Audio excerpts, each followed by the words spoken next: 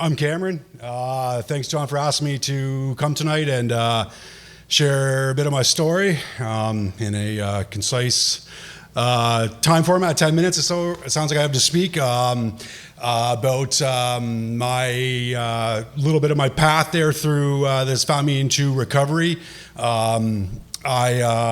I grew up in Orillia, which is over north of Toronto, and I grew up with a family that separated maybe around 14 or so. My mom moved to the States, and I was with my dad. And I was definitely a difficult child. That's what my dad said when I made an amends to him. Years later, I was difficult, and that's I was not I was a all around all around a little hellion, I guess you could say, and I had difficulties with pretty much wherever I went, and ultimately I look back, it's because of me.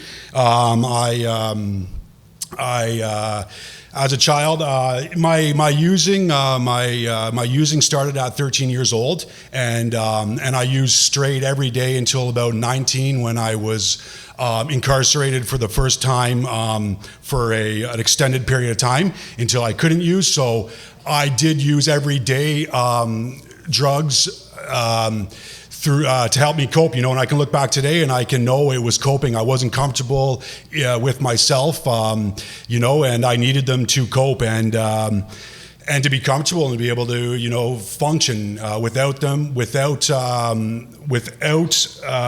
drugs or alcohol. It was drugs predominantly as a young guy. Without that, there was, I was very, very, they say, irritable, discontent, and restless, and that's how I was. I didn't know that back then when I was a kid, But my first time being incarcerated. It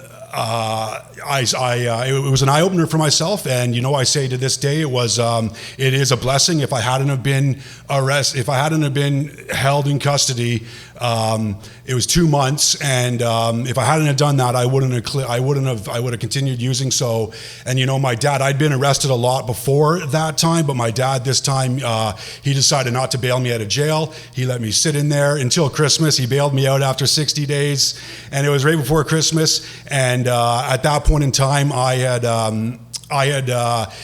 had been transferred jails, and I was fighting, and I'd spent almost a month of that time in the hole, locked up by myself. And at 19, I'm like, what's wrong with me? And it really allowed me to, I had just myself.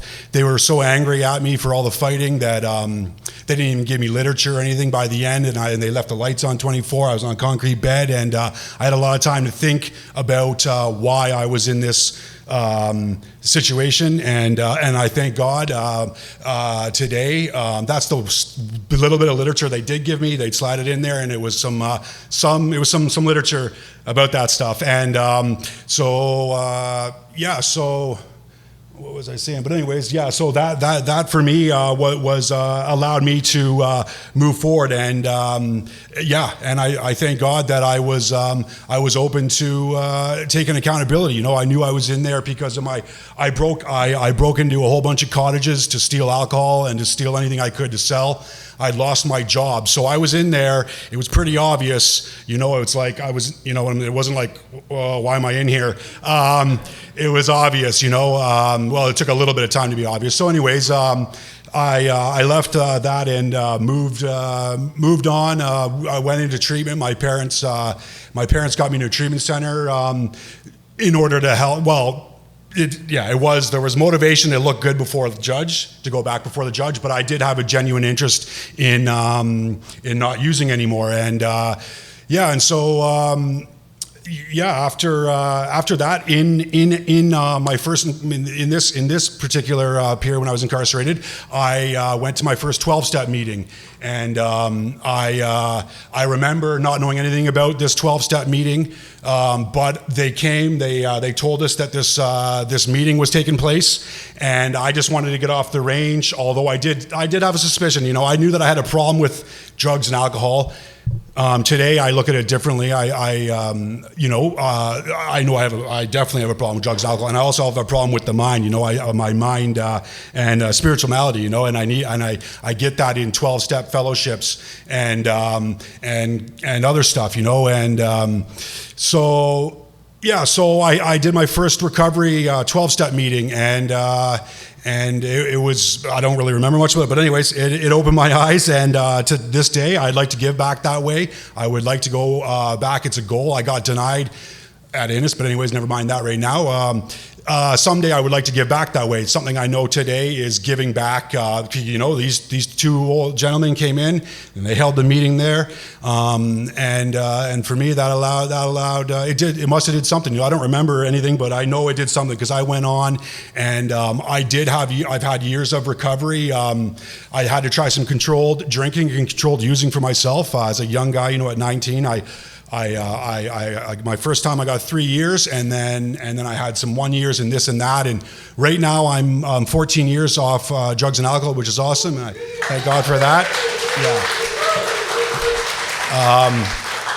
So I had to try some controlled drinking for myself. I needed to prove to myself that I after a bit of clean time, I thought, maybe I could drink like a gentleman. Maybe, I could. I believed I could, and I came up with plans to control my drinking. I knew, so it's kind of funny, because so most people shouldn't have to control their using, or their drinking. But I'm after 3 years, I'm like, okay, I'll only do right from the get-go. And my first relapse, I made it one night with one beer, and I was anyways, and I remember my first relapse was I was really, really lonely, and I could feel it. I was in Europe, I was in Europe traveling, and I just remember the loneliness and the gut-wrenching feeling. I don't know, because I'm sitting in my hotel it would have been a hostel, sitting by myself and knowing everybody else is out there doing what they're doing in Europe.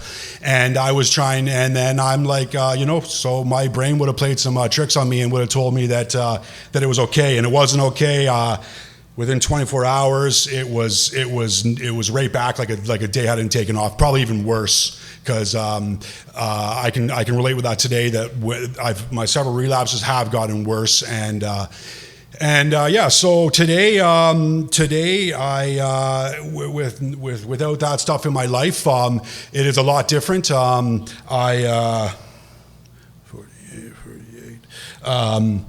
I'm a totally different guy.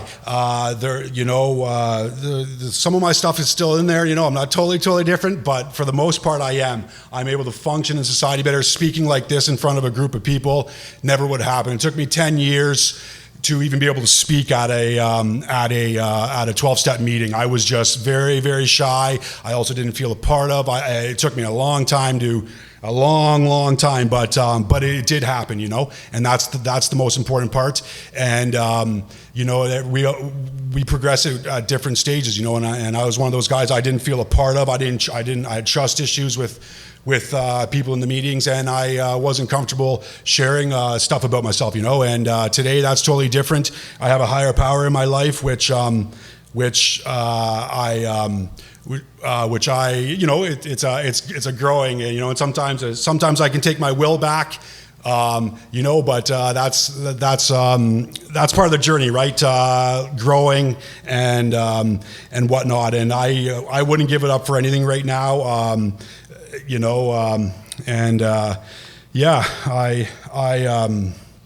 I just thought of. I'm just thinking of something right now, which has got me stumbling. My friend Pam passed away about 7 days ago, she popped in, but I don't know what to say on that other than what I can say on that is that I'm present, and she passed away from a relapse, and I'll just touch on that quickly. It is part of my story. It's part of my story because her family. I've gotten to know over the years, and it wasn't always healthy, because it was a bit of a codependent relationship, and she was using when I wasn't, and that's not ideal. But I'm just gonna say I'm really grateful. The family has really opened their arms to me, and and including me, because her family didn't know me very well. I didn't, but in the later years they did a little bit. And so anyways, I don't know where I'm going with him other than she came into my mind, so I thought I would say it. And you know what? It is a blessing. That's where I was going. It is a blessing in recovery, because I would not be welcomed in if I was using. And so that is, that's where I was going with that. And it's and that I can be here and I can be there. And anyways, it was one of the hardest things I've gone through. It's the closest person that I've had pass away. I would say the closest. So anyways, I think that's around 10 minutes, I think. And thank you so much for letting me speak and share a bit about what was life like then and now. Thanks, everybody.